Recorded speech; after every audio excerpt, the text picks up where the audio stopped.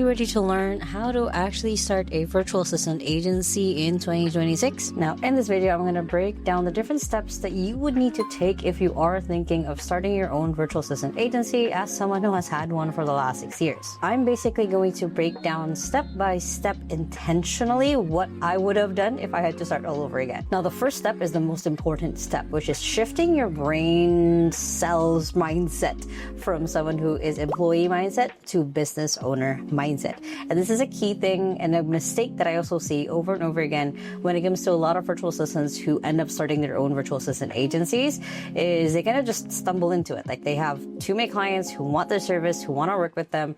They start hiring other people and then they start calling it an agency.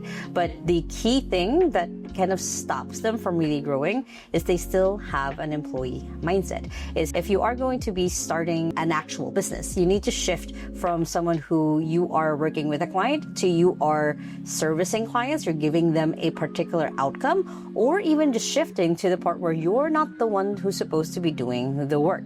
And like I said, I've seen so many virtual assistants kind of go through this path where, let's say they were an admin virtual assistant for a client, and their client refers people to them, or they start getting like a lot of traction for what it is that they do. And what they end up doing is they're still doing some of the work, they're just delegating some of the more automated, systematized work to someone else, but they're still doing a lot of the work.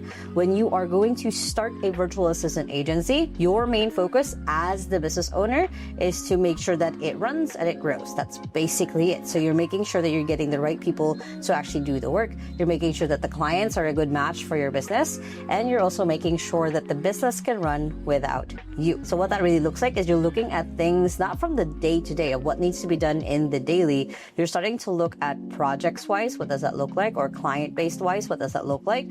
Or all the way to where would we be in the next 10, 20 years? It's basically switching to having a little bit more of a strategic mindset versus just being the person who's actually doing the job. You're now managing the outcomes of the people doing the job. Now, there's a few books that I always recommend reading. The book E-Myth is a really good one to shift your mindset into becoming a business owner.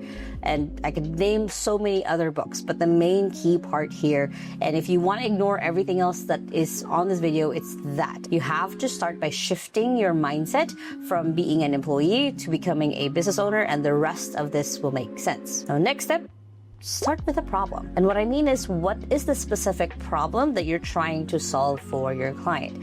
Now, in a video that I did about a few weeks back or a month ago now, I talked about how the virtual assistant space essentially has changed so much in the last half a decade, basically, since it became a thing online where people are, or entrepreneurs are, hiring virtual assistants to be able to work with them on particular things. And one of the key changes is the mindset of, oh, I need a virtual assistant to take care of some of these tasks, to I need a virtual assistant to help me with this outcome because I have this problem. So within you trying to figure out what kind of virtual assistant agency you want to start, or as you are kind of solidifying, you want to hone down on the problem that you're solving. So for example, for me, my executive assistant agency to XU, our main problem that we essentially solve is for our clients to be able to leave the business and nothing basically falls through the cracks. So our specialty really is the systems and operations side of someone else's business. So we help them build like their SOPs, their assets, their templates. We have a whole 90-day process basically of how to be able to get that from the client's brain into an actual process that the assistant can now follow. That's the problem that we're solving. So for you, depending on who you are, your background, your specialty, your niche, how you've succeeded before, you want to make sure that you narrow down the problem that you're solving for your client. So if you are a lead gen, that's not specific enough. What is the problem that they're solving? Are you solving the problem of list building, of like making sure they have a list of people to contact? Are you solving the problem of looking for a list, of building up this list, of contacting this list, of following up with this list? What is the specific problem that you're solving for your client? Now, if you're more on the virtual assistant agency where, similar to mine, where it's one-to-one for a client, what does that actually look like? How do they get that problem? What are the usual signs and symptoms that they have that problem? What are the ways that you can start foreseeing that they would need the solution at this moment in their business? So for example, for me, it doesn't make sense for my executive assistants in 2XU to start working with someone who had just started their business, because they won't have operational operational problems yet. They'll have sales and marketing problems first, basically, to get that first dollar. So for me, I'm really focused on business owners who's like 2 to 4 years, 5 years in the business. They have some sort of process and way to do some things, but they don't have everything else yet. So that's what I mean by be specific about the problem that you're solving. Because then the next step is you're trying to figure out whose problem is this? Like, is this a real problem that they have? How can I solve this? How can I basically, it's now the who of the how that you're solving. So for me, for the last 6 years, we've mostly been catering and working with coaches and consultants. Does that mean that only coaches and consultants have operations systems problem? No, a lot of other clients are construction companies. We have some clients who sell watches and sell, paintings for other people. So it's not just that because we said like, hey, we're only working with coaches and consultants, that we're not working with anyone else. It really is that we've understood the problem that we see. We've gotten to know the industry and the people that we want to work with, and we've built essentially a process for getting them from their problem to us being the solution to their problem. Because then the next thing that you have to build out is, what is your result? What is the end goal of working with you, and why should your client keep working with you? So for example, if you are becoming a social media virtual assistant agency, basically the problem that you are solving is engagement. Your problem you're solving is visibility. The problem that you're solving is community building. You are very specific about what is the outcome that your clients can expect when it comes to working with you. So being very, again, you've gotten very specific on the problem. You've gotten very specific on who you're solving it for. And now you're getting very specific about the value or the end goal, essentially, for your clients. Again, the key thing about finding and being very specific about the solution is you can talk about it confidently, right? If you're going to be hopping on discovery calls with your potential client, you know exactly how to talk about the solution that you're bringing on the table. So as a really good example, just this morning, actually, before I recorded this video, I hopped on a call with someone who is looking for an executive assistant. And because for us, for 2XU, we've honed what our solution is, it was very easy for me to relate the problems that we have identified that he has to how we solve them inside of 2XU. It gave me a sense of confidence, basically, that, yeah, we do know what we're doing. Here are different examples of how we were able to do it with other people before. And this is exactly how we can do it when it comes to working with you. So you have to focus on, again, that result that you're bringing for your clients or whoever basically comes in touch with your business. Now, next is you want to make sure to test it. Now, how do you actually test if your virtual assistant works? If it's honestly when someone is willing to pay for it. And I put this part right at the start. I'm not putting it like, set up your website, set up your branding, set up your portfolio. I'm not putting all of that in front. I'm putting this part of get someone to pay you first. You do not have a business until you've made your first dollar, peso, whatever currency. You don't have a business unless someone is there willing to pay. So what you're going to do next is, now that you have your problem, you have been specific about who you want to solve it for, and you have the result that you want to create for them, or you even have created before, then you want to actually start pitching yourself. Now, this is going to suck. This is going to be uncomfortable. I've been there. Every single business owner has been there, where they have to now start actually pitching and talking about their business. Now, you can, basically, your lowest hanging fruit is to go back to old clients and say like, hey, this is now something that I am offering. Would you be interested? Or do you want to refer someone to do this, or do you know anyone who would need this kind of service? Now, never discount the power of just referrals and follow-up. So you want to do those two combo. Is you want to go through old contacts of people who fit your who of who it is, you want to solve this problem for, and then you want to start asking like, would you benefit, or do you know someone else who would benefit from this? Sounds easier. Again, I know how much easier it is to say it than actually to do it, because it's scary if you've never done it. It might be very uncomfortable, especially if you start getting your first round of rejections. But keep in mind, it's all part of the process. Every single business owner has been where you are. Even if they start an actual brick and mortar business, if they started like a coffee shop, they have to face the rejection of like, people might not come in, people might be interested, or they come in and they don't come back at all because they didn't have a good experience. That is all part of this path and journey of being a business owner. So test it is really just going ahead and sending a few emails, maybe attending a few conferences, maybe going to masterminds and meetups, and then starting to pitch and talk about your business, and then starting to hopefully get your first round of clients. You want to make sure that, of course, you're getting testimonials and reviews from the people that you work with. But the next step is to actually really map it out. Is as you've gotten hopefully your first or second client, hopefully, is you're going to map out how or where they are, where they started, what the problem is, mapping it out more detailed, and then mapping out how you were able to help them, the different steps that you took, especially in that beginning side when you don't really have a full client journey just yet.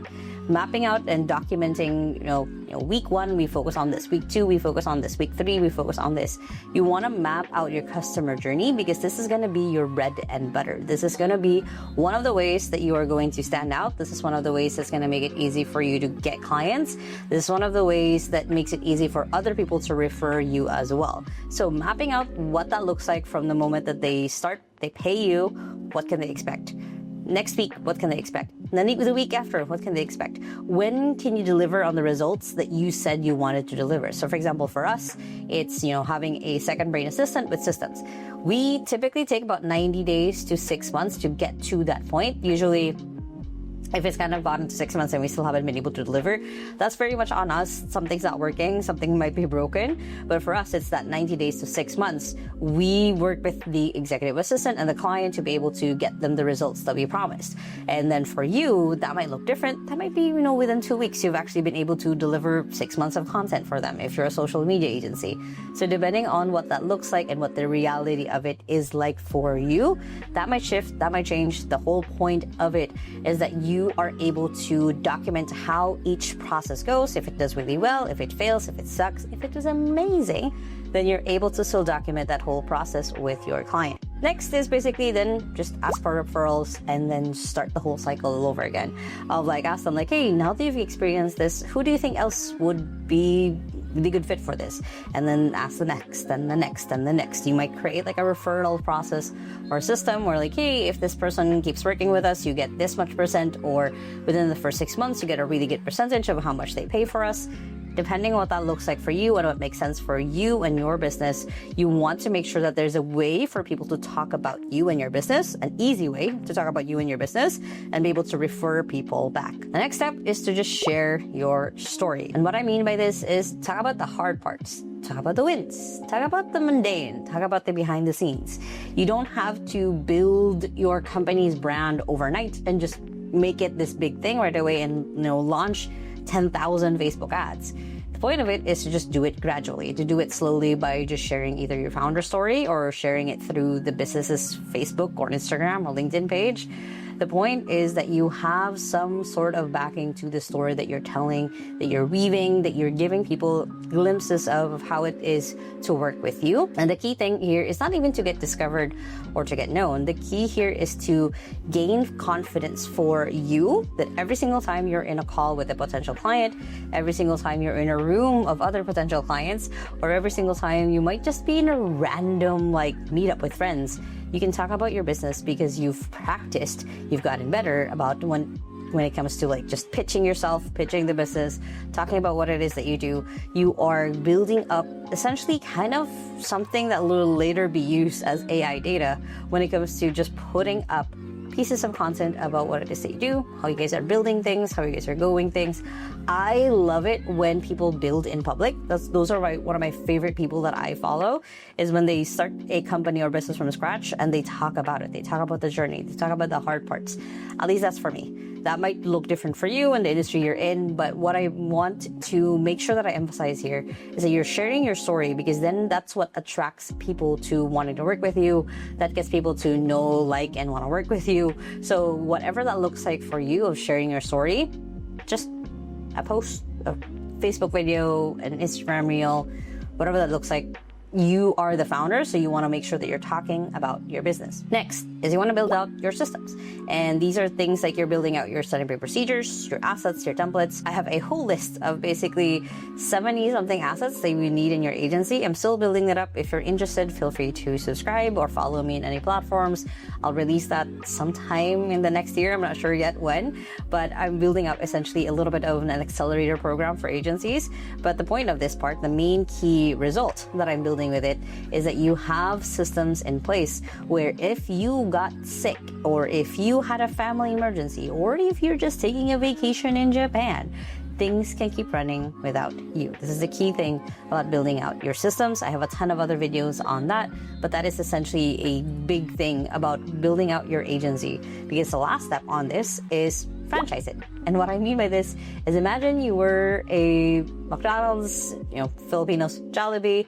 If you had some sort of business that you now are selling to other people so then they can do the same thing, you want to have that mindset of how can I franchise this, or how can I sell my business without really having to think about selling or franchising your business. The whole point of it is that you already have the mindset of what would this business look like without me?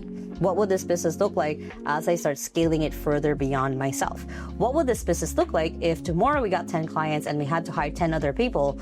Will we be able to survive? Will our systems and assets and everything else in the business support that much growth overnight?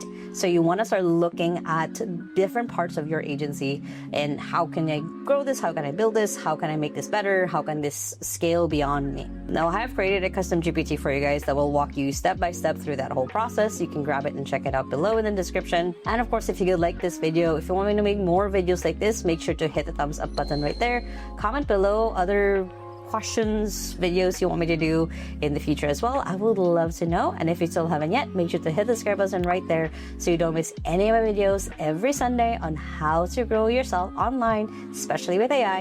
And if you are more on your business era, basically, check out my second channel right here and check out the latest video right here. Hope you guys have an amazing day. And remember that small steps matters, and I'll see you in the next video. Bye.